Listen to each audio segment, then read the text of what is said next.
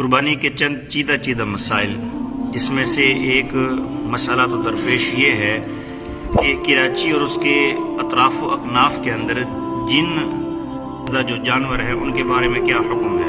ان کے بارے میں فقہا کے دو احکامات ہیں۔ اگر خارش زدہ جانور موٹا ہے تو اس کی قربانی جائز ہے۔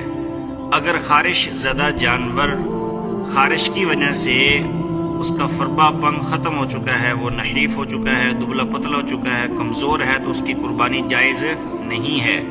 جس شخص کے پاس 82,000 روپیہ نقد یا قیمتاً کوئی قیمتی چیز اس کے پاس پڑی ہے، اس پہ قربانی واجب ہے۔ اس لیے ہر صاحب نصاب کو خوش دلی کے ساتھ قربانی کرنی چاہیے۔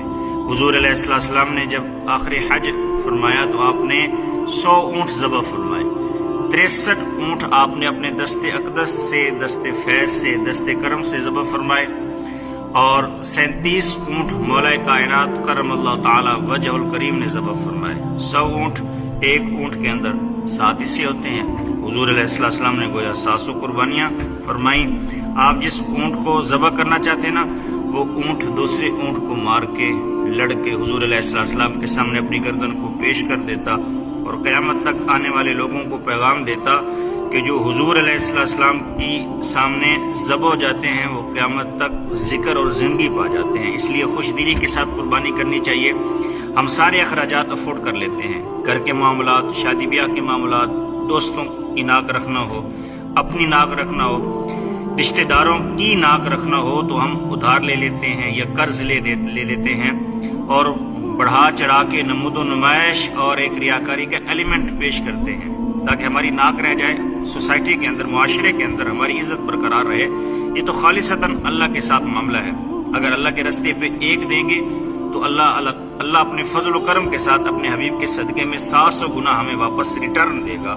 اس لیے خوش دلی کے ساتھ قربانی کرنی چاہیے۔ گھر کے اندر جتنے افراد صاحب نصاب ہیں سب کو قربانی کرنی چاہیے۔ یہ نہیں ہے کہ بکرا اگر 1 لاکھ روپے کا ہے تو بیٹے 10 ہزار روپیہ جمع کرا کے یا 15 یا 20 ہزار روپے جمع کروا کے بکرا لے آئیں جی قربانی ہوگی، وہ کسی کی طرف سے نہیں ہوگی۔ والد کو علیحدہ قربانی کرنی پڑے گی، بیٹوں کو علیحدہ قربانی کرنی پڑے گی، بہووں کے پاس سونا ہے، نقدی ہے، زیورات کے علاوہ کراکری کا سامان ہے، جو چیزیں ہیں اضافی استعمال سے، تو بہووں پر بھی قربانی واجب ہے۔ اس لیے خوش دلی کے ساتھ قربانی کریں، ہر بندہ قربانی کرے۔ حضور علیہ السلام نے ارشاد فرمایا جو بندہ خوش دلی کے ساتھ قربانی نہ کرے، قربانی کے قریب بھی نہ جائے، وہ ہماری عیدگاہ کے قریب مت آئے۔ اسی لیے قربانی کرنے کے بعد جو سفید پوش لوگ ہیں اس افراتفری، مہنگائی اور تذبذب کے معاملات کے اندر ان کے گھر کے اندر گوشت پہنچائیں۔ یہ نہ کریں کہ چودھری صاحب نے 7 بکرے کی ہے تو 1.5 کلو ان کے گھر دے دیا جائے تو وہاں سے 3 کلو واپس ریٹرن ہو کے آ جائے گا، تو اس طرح نہ کریں۔